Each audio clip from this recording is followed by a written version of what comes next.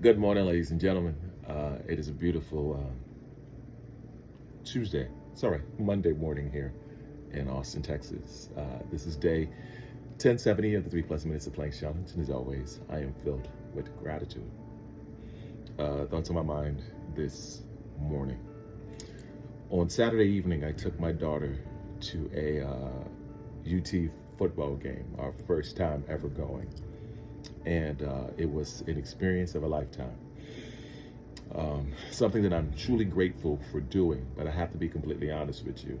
Initially, I was pretty resistant to doing it. I had this feeling that I needed to do it, and I thought that it would be a great opportunity to spend with my daughter in an amazing way.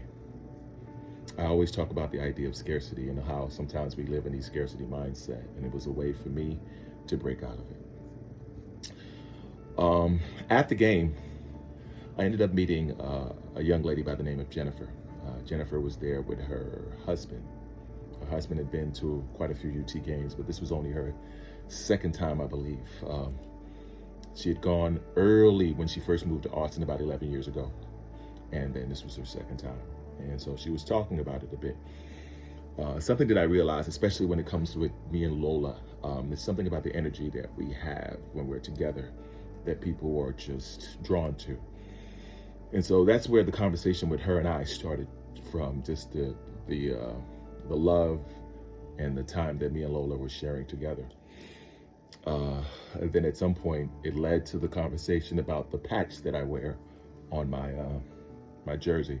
It's of this gentleman by the name of Brian Daniel that I am running all of my races up till Leadville next year. And so she was asking about it, and that led into us talking about running.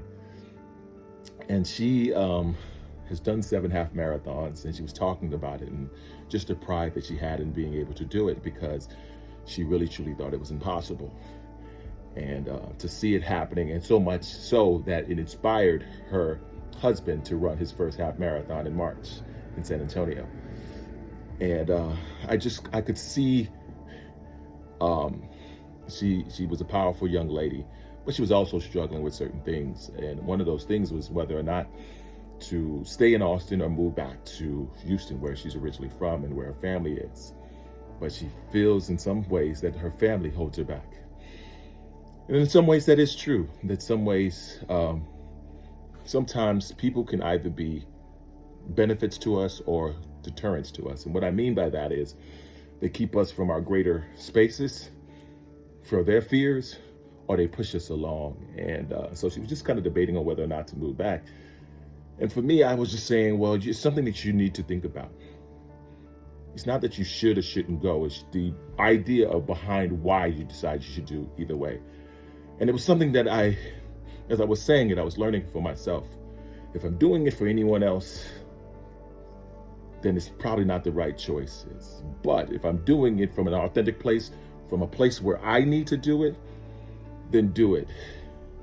And I think Lord used me as a conduit that day to help her in the decisions that she already knew that she was going to make. But sometimes we just need that thing to just kind of push us over the edge.